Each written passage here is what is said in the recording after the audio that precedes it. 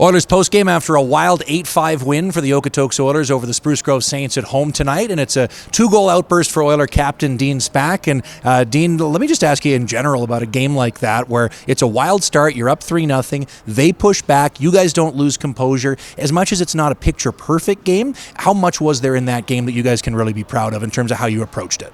Yeah, I thought our start was great. I mean, a little bit of a slip in the second half in the first, but I thought we battled back in the second and third, and obviously it's kind of a shootout, but came out on top, so that's all that matters. Well, it's a 2-goal win, and you had 2 goals, so obviously you can credit yourself for the whole thing, although I know you won't. Let me ask you about goal number 1. The type of goal, I'd say about half of your goals tonight came from those sort of greasy, dirty areas. It's a place, you, Connor Gorley, guys like that, have made a lot of your offense this year. How key is scoring from areas like that, and can you kind of take me through that first one?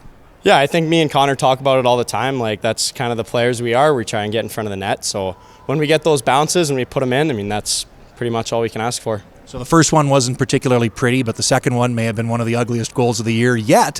When you take it away from the goaltender on a turnover like that, you don't have a lot of room to work with there when you're down on the goal line. It just kind of sneaks inside the left post. Knowing this team's luck this year, I expected it to go off both posts in the crossbar and back out. But how do you make sure you're able to take advantage of a play like that as quickly as you did on that second goal?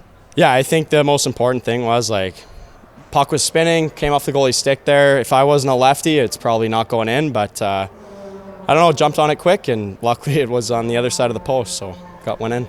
You head into that third period after 40 minutes where pucks are going in left and right, the goal horn's almost running out of air because the scoring keeps happening, and then the third period completely different. And how proud were you of the way that your team, with a bit of a tenuous lead, 2 goals, quote-unquote worst lead in hockey, it seemed like you guys played more the style you want to be playing in that third period. Is that fair to say?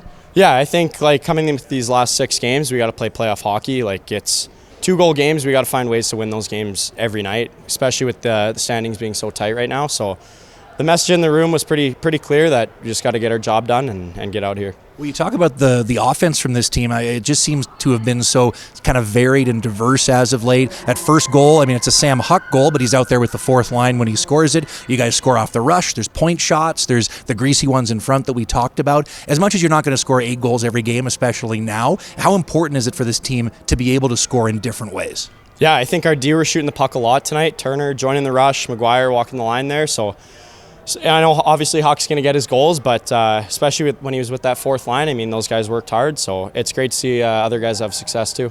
Another 3 lead changes in this game tonight, and just can you encapsulate how different these games have been? We've talked to almost everybody about it, but since you guys have joined the BCHL, no game is ever really anything other than in doubt. We've seen leads evaporate. You guys have come back from 4-1 deficits. These guys came back from 3-0. You guys come back from down 1. I know it's hurt, palpitating, but does it make for more entertaining hockey and maybe just a more fun experience for you guys on the ice too? Because I know for the fans it does. Yeah, I think especially for me, it's my last year. It's no games off. It's hard competition, getting guys ready for next year, getting guys ready for the playoffs, and I think that's the biggest part. We got to bring it every single night because there's 5 teams. You take a night off and you're going to lose that game. So maybe it would work in the other league, but not in this league. Yes, we're back in the Fab 5 league now. Let me ask you about the look ahead, because you mentioned not wanting to take any nights off. What you would really like, though, is to be able to take a week and a half off when the regular season ends, not have to play in that first-round series against Spruce Grove. So with that in mind, kind of an obvious one here, how big is Sunday night against Black Falls? And knowing how well you played the last time you took on that team and weren't rewarded for it, what are still some of the things you want to do the same as last Saturday night versus things maybe still need to be a little bit better? Yeah, last time stung a little bit after that game because we did play a great game, but they got the win. So this one upcoming is going to be huge. That's playing for that 3rd spot. I think that's a pretty big lead if we do get that win. So we got to take what we did tonight, take what we did last game, and try and play our best game for that one. Awesome. Appreciate this. Congrats on the 2 big goals. Good luck Sunday night. Awesome. Thanks, Kinger. Now joined by Oilers assistant coach Reid Hnatowich. And Reid, they don't all have to be Picassos out there. This one was a bit of a Jackson Pollock. I love my art puns and I'll never stop. But how much did you guys maybe like the way this game developed, in the sense that I feel like the third period looked a lot more like the kind of game you guys want to see than maybe the first and second did? Yeah, the pushback with the group was positive. And I think it's easy, you get up early in the sense of 3 shots, 3 goals.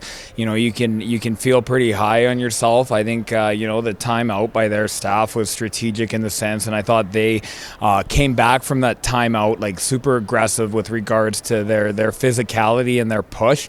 Obviously had that pushback, so then it gets into a situation where you can let the emotions take you away from the game plan, or you can use it to fuel you. And I thought we did a really good job, especially in that third period, of just keeping motivated, keeping with the push, and then obviously coming out victorious. In particular, you talk about kind of the emotional fortitude of this team, and that's always been a tough piece for this squad going back the last couple of years.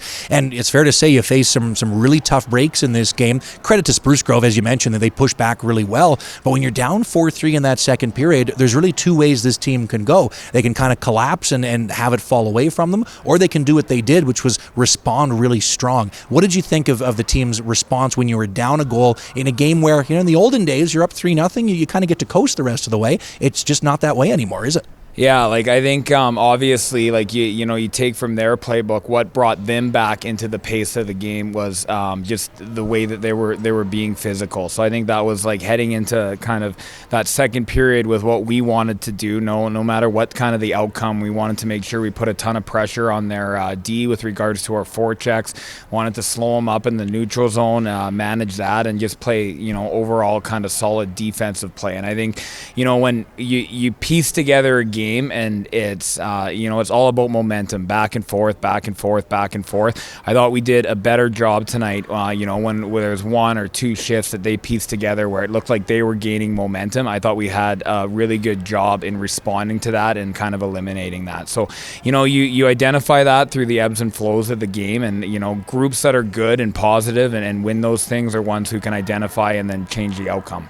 A big game for your captain tonight, Dean Spak, another 2 goals, some really big ones as well as part of that second period pushback as well when he takes advantage of the misplay by the goaltender. And neither of the goals is the most skillsy of plays, but is it fair to say, especially that first goal where he wins a battle at the net front, Dean, who has been right there with Sam Huck as one of your leading scorers since you guys switched leagues, he's scoring the kind of goals, is it fair to say, that this team needs to be scoring? Absolutely. And I think, you look at how a lot of his goals stem from, and you go back on a couple tonight, him being just solid in the defensive zone of the ice, his awareness, his positivity. So he gets those things, he can grab it, he's aware, and he just makes quick transition plays. So I think a lot of his defensive game is what's bringing him to success, but then him also being aware and going to the more kind of gritty and greasy hard areas. So couldn't be more happy than him, and obviously his positive play is bringing him rewards. So big one coming out on Sunday night. The battle in the standings, the only thing that's left to really be determined. Do you guys play Spruce in the first round, or do you get to wait a little bit, get some time off, and then take on Sherwood Park? And it's all going to depend on these games that are left over, especially Sunday night against the Black Falls Bulldogs. You played them last Saturday night. Might have been one of your best road efforts of the entire year. You didn't get any points out of it. So what do you want to replicate from that game, knowing you deserved a better fate? What at the same time maybe needs to still get better so that you get rewarded for the good efforts those guys are putting out against the Bulldogs? We did have a good game against them. Obviously, being mindful, they're a team who, when they want to turn it on offensively and create that stuff, they can. So we need to be mindful with our defensive zone, just strong, stingy, and desperate. And then obviously, you look at the shots that we put up last game and how many saves that their goaltender made. We need to be strategic in terms of getting him moving laterally. Just the aggressiveness and tenacity in front of the net. It's going to take a lot of seconds, thirds, and a lot of greasy goals to get by this thing. He's solid back there, so we need to make sure we give him a hell of a fight. Totally agree. Appreciate the time as always, Reid. Good luck greasing it up on Sunday night. Thanks, King.